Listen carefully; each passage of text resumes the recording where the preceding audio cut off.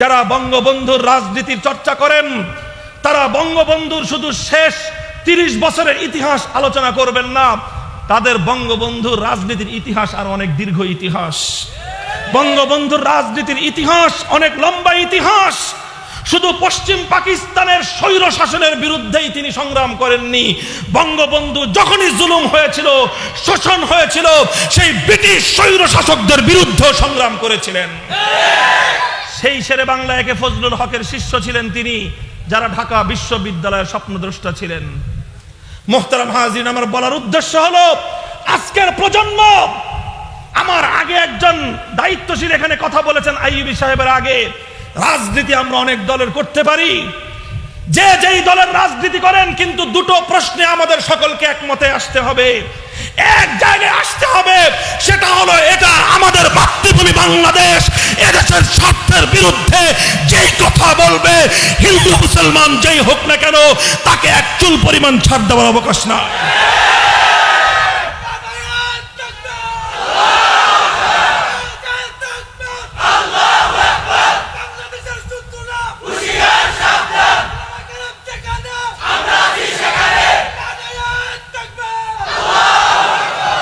কি বলেন, বাংলাদেশের শত্রুরা হুঁশিয়ার সাবধান, ওয়াজ মাহফিলে এই স্লোগানটা চলে কি চলে না?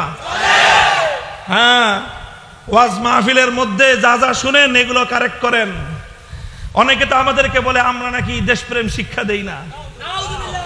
আমাদের মাদ্রাসা শিক্ষার বিরুদ্ধে বড় একটা অভিযোগ যে আমাদের এখানে নাকি দেশপ্রেমের শিক্ষা নাই। আসো, দেশপ্রেম কত প্রকার এবং কিভাবে দেশপ্রেম, দেশকে প্রেম করতে হয়, কিভাবে দেশকে ভালোবাসতে হয়, কিভাবে দেশের শত বছরের ইতিহাস জানতে হয়, কিভাবে দেশের শত বছরের গাদ্দারদের নাম চিহ্নিত করতে হয়, আমরা বলে দিতে পারবো। দেশপ্রেম কাকে বলে, ওয়াজ মাহফিলের মঞ্চ থেকে আমরা আমাদের দেশের ভালোবাসার পক্ষে স্লোগান শিক্ষা দেই জনগণকে। কথা ঠিক না বেঠিক? কথা বেশি জোরে বলে ফেলতেছি না?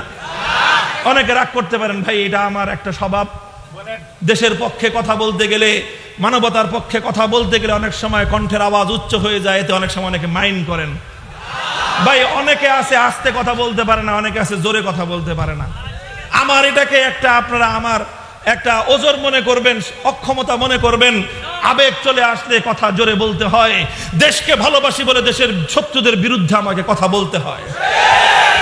আমি বলতে চাই, এই যে ঢাকা বিশ্ববিদ্যালয়, এই ঢাকা বিশ্ববিদ্যালয়ের ইতিহাসের সঙ্গে এই সকল দুঃখজনক ইতিহাসগুলো জড়িয়ে আছে এবং এই সমস্ত গৌরবোজ্জ্বল নামগুলো জড়িয়ে আছে। এই ঢাকা বিশ্ববিদ্যালয় প্রতিষ্ঠা হয়েছিল কলকাতার জুলুম এবং শোষণ, বৈষম্যের হাত থেকে বাংলাদেশের মানুষকে মুক্ত করার জন্য। এই ঢাকা বিশ্ববিদ্যালয় প্রতিষ্ঠিত হয়েছিল প্রধানত পিছিয়ে পড়া এই অঞ্চলের মুসলিম প্রজন্মকে উচ্চ শিক্ষা শিক্ষিত করে তাদেরকে মুসলিম জাতি হিসেবে বিশ্ব দরবারে মাথা উঁচু করে দাঁড়াবার জন্য। এজন্য ঢাকা বিশ্ববিদ্যালয় প্রতিষ্ঠার 25 বছর পর যখন স্বাধীনতার প্রশ্ন আসলো, তখন এদেশের মুসলিম লিডার যারা ছিলেন তারা সকলেই, আপনি শেরে বাংলাকে ফজলুল হকের নাম বলেন, আপনি সেই আব্দুল হামিদ খান ভাসানী সাহেবের কথা বলেন, আপনি বঙ্গবন্ধু শেখ মুজিবুর রহমান সাহেবের কথা বলেন, তারা তখন সকলেই বলেছিল আমরা কলকাতার দাসত্ব করতে প্রস্তুত না, আমরা নিজেদের পায়ে মাথা উঁচু করে দাঁড়াতে চাই। এই জন্যই 47-এর দেশ বিভাগের সময় আমরা কলকাতার তলে যাই নাই। স্বাধীনতার ইতিহাস এখানেও কিছুটা রয়ে গেছে, এই ইতিহাস সহ আসেন। 1971 সালে 47-এর পর থেকে 71 পর্যন্ত রাওয়ালপিন্ডি আর ইসলামাবাদের খান পাঠানরা ওই একই চরিত্রে আবির্ভূত হলো 47-এর আগে কলকাতার দাদাবাবুদের যেই ভূমিকা ছিল। আজ ঢাকা বিশ্ববিদ্যালয় প্রায় 450 একর এরিয়ার মধ্যে সিংহভাগ জায়গা সেদিনের নবাব স্যার সলিমুল্লাহর ব্যক্তিগত দান। আজও পর্যন্ত স্যার সলিমুল্লাহ নিজে হল করে দিয়ে গেছিলেন, স্যার সলিমুল্লাহ মুসলিম হল। তোমরা এসে স্যার সলিমুল্লাহর অবদানকে স্বীকৃতি দেবে তো দূরের কথা, স্যার সলিমুল্লাহর নিজস্ব রাখার নাম হল থেকে মুসলিম শব্দ কেটে দিয়ে তার ইতিহাসের সঙ্গে গাদ্দারি করেছো তোমরা। মুহতারাম হাজিরিন, কথা বড় দুঃখজনক ইতিহাস। যখন এভাবে ঢাকা বিশ্ববিদ্যালয় প্রতিষ্ঠিত হওয়ার পরিকল্পনা চলছিল, যখন এভাবে ঢাকাকে কেন্দ্র করে পশ্চিম পূর্ববঙ্গের তৎকালীন এই পূর্ববঙ্গ মানে বাংলাদেশের মানুষের উন্নতি হচ্ছিল। এখানকার হিন্দু, মুসলিম, বৌদ্ধ, খ্রিস্টান সব জাতির মানুষদের আস্তে আস্তে উন্নতি হচ্ছিল। দীর্ঘদিন ধরে যে সমস্ত কলকাতার দাদা বাবুরা খবরদারি করত, ওরা দেখলো যে আরিফ বাপরে বাপ, ঢাকাকে কেন্দ্র করে আরেকটা এলাকার উন্নতি হচ্ছে, এতে তো আমাদের খবরদারির মাত্রা আস্তে আস্তে কমে যাবে, সুতরাং এটা হতে দেওয়া যায় না। আপনি পাশের বাড়ির গরিব ছিলেন, সারা জীবন আপনার প্রতিবেশী বড়লোক টাকার গরম দেখাইছে, সম্পদের গরম দেখাইছে। এখন আপনি যে কোনো ভাবেই হোক টাকা পয়সা কষ্ট মেহনত করে উপার্জন করে আপনি বিল্ডিং উঠাইতেছেন, এখন ওর হিংসার আগুনে ও জ্বলে পড়ে ছারখার। বিল্ডিং করতেছেন আপনি, টাকা কামাই করতেছেন আপনি, মাথার ঘাম পায়ে ঝরছে আপনার, আপনি কষ্টার্জিত সম্পদ দিয়ে বিল্ডিং করেন, বিল্ডিং এর এক একটা পিলার দাঁড়ায়, আর ওই প্রতিবেশী হিংসুকের অন্তরের মধ্যে হিংসার তীর বিদ্ধ হয়।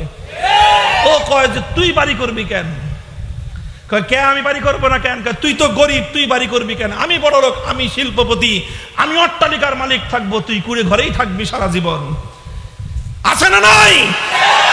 তখন কলকাতাওয়ালারা আমাদেরকেও এটাই মনে করেছিল, তোরা সারা জীবন ভিক্ষা করবি, তোরা সারা জীবন কলকাতায় আসবি, যা দরকার আমাদের কাছ থেকে নিবি, ব্যবসা দরকার কলকাতার কাছ থেকে কিনবি, দোকানপাট দরকার কলকাতায় করবি, যা কিছু দরকার সব কলকাতায় করবি। কলকাতাকে বাদ দিয়ে ঢাকাকে কেন্দ্র করে তোমরা নিজেরা উন্নত হয়ে যাবা, সেটা তো হতে দেওয়া যায় না। এই ধরনের একটা সাম্প্রদায়িক উগ্রবাদী চিন্তা তখন ছড়ানো হলো, আর সেই চিন্তার স্লোগান ছিল বঙ্গকে ভঙ্গ করার। এই বঙ্গকে ভঙ্গ যে করা হলো, অর্থাৎ পশ্চিম এবং পূর্ববঙ্গে যে দুই বঙ্গ ভাগ করা হলো, এটা আমরা মানি না। নতুন একটা সাম্প্রদায়িক এবং একটা জঙ্গিবাদী আন্দোলন হয়েছিল 1905 সালের পর থেকেই। সেই জঙ্গিবাদী আন্দোলনের নাম হলো বঙ্গ ভঙ্গ রদের আন্দোলন।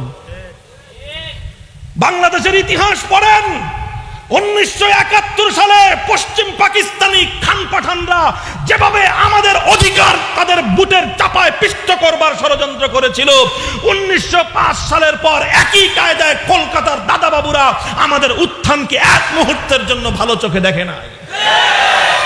ওরা সাম্প্রদায়িক আন্দোলন শুরু করলো যে মুসলমানদের উন্নতি হবে, এটা তো হতে দেওয়া যায় না। ঢাকায় যদি রাজধানী হয় মুসলমানদের উন্নতি হবে, ঢাকা বিশ্ববিদ্যালয় হলে ওখানে যদি 10 জন হিন্দু পড়ে 90 জন পড়বে মুসলমান, কাজেই 90 জন আমার 10 জন হিন্দু শিক্ষিতের দরকার নাই, 90 জন মুসলমান শিক্ষিত হওয়ার দরকার নাই। এই ছিল ওদের যুক্তি।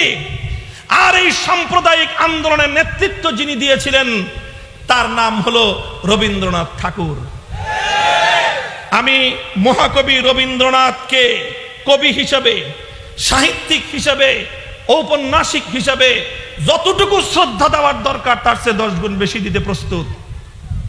কিন্তু যিনি রবীন্দ্রনাথ ঠাকুর এই বাংলাদেশের স্বাধীনতার বিরুদ্ধে ষড়যন্ত্র করেছিলেন, যেই রবীন্দ্রনাথ ঠাকুর এই ঢাকা বিশ্ববিদ্যালয় প্রতিষ্ঠার বিরোধিতা করেছিলেন, সেই রবীন্দ্রনাথ ঠাকুর ঢাকাকে কেন্দ্র করে 100 বছরের অবহেলিত পূর্ববঙ্গের মানুষের উন্নতিকে হিংসার আগুন দিয়ে জ্বালিয়ে পুড়িয়ে ছারখার করে দিতে চেয়েছিলেন, সেই রবীন্দ্রনাথ ঠাকুরের সাম্প্রদায়িকতাকে আমি সমর্থন করতে প্রস্তুত না। মুহতারাম হাজিরিন, কথাগুলো বলছি ইতিহাসের পাতা থেকে, কেউ রাগ করলে আমি আই এম সরি, আমি দুঃখিত। সত্য কথাগুলো আজকে আমাকে বলতে হবে। আমি বলছি আমার দেশের কথা, আমি বলছি আমার জাতির কথা, আমি বলছি আমার প্রাণ প্রিয় মাতৃভূমি বাংলাদেশের 100 বছরের বঞ্চনার ইতিহাস, এবং এটা ইসলামেরও কথা। এই সেই ইসলাম, যে ইসলাম কুফা নগরীতে নগর গড়বার আগে শিক্ষা প্রতিষ্ঠান গড়বার শিক্ষা দিয়েছিল। এটা সেই ইসলাম, যে ইসলাম আফ্রিকায় কায়রো কায়রাওয়ান শহর গড়বার শুরুতে জামিয়াতুজ জাইতুনা প্রতিষ্ঠার ইতিহাস শিক্ষা দিয়েছিল। এটা সেই ইসলাম স্পেনের মধ্যে ইউরোপ জয় করবার পর দারুল হিকমা কায়েম করে সে এলাকার মানুষকে শিক্ষার আলো ছড়াবার শিক্ষা দিয়েছিল। সেই ইসলাম যখন নবাব স্যার সলিমুল্লাহরা চর্চা শুরু করেছিলেন, সেই ইসলাম শিক্ষা দিয়েছিল এই এলাকায় শিক্ষা প্রতিষ্ঠান গড়ে তুলে এখানকার হিন্দু, বৌদ্ধ, খ্রিস্টান, মুসলমান সমস্ত নাগরিকদের উন্নত শিক্ষার প্রয়োজন। এজন্যই নিজের বাপের আমলের পাওয়া জমি, ব্যক্তিগত জমি ওয়াকফ করে শত শত একর জমি দিয়েছিলেন নবাব স্যার সলিমুল্লাহ। মুসলমানদের দেওয়া সেই জমিতে ঢাকা বিশ্ববিদ্যালয় প্রতিষ্ঠিত যখন হতে যাবে, যখন এভাবে ঢাকাকে কেন্দ্র করে পূর্ববঙ্গ এটা উন্নত হতে যাবে, রবীন্দ্রনাথ সহিংস আন্দোলন শুরু করলেন। আরে কি আন্দোলন? কথা বলেন। সহিংস আন্দোলন। আজকে এই রবীন্দ্রনাথ ঠাকুরকে তোমরা আজকে সম্প্রীতির মূর্ত প্রতীক হিসেবে প্রতিষ্ঠিত করবার চেষ্টা করো। সম্প্রীতির মূর্ত প্রতীক যদি এ মাটিতে থেকে থাকে, কবি নজরুল মূর্ত প্রতীক। কবি নজরুল এজন্যই জাতীয় কবির মর্যাদা পেয়েছেন। কবি সাহিত্যের দিক থেকে রবীন্দ্রনাথ নজরুলের চেয়ে সিনিয়র হতে পারেন, কিন্তু মানব প্রেম, মানুষের ভালোবাসা, জাতি ধর্ম নির্বিশেষে সম্প্রীতি, সৌহার্দ্য, সম্মানের অধিকারের দিক থেকে রবীন্দ্রনাথকে আসামির কাঠগড়ে দাঁড় করানো ছাড়া ইতিহাসের আর কোনো উপায় না।